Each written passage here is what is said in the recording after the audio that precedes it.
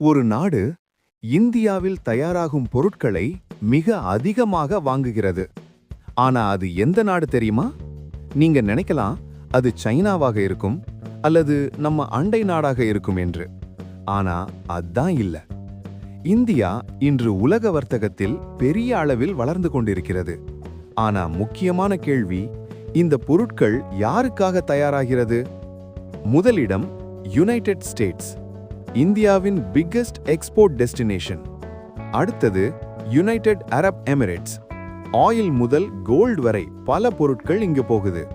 மூன்றாவது நெதர்லாண்ட்ஸ், யூரோப்கான முக்கிய entry point.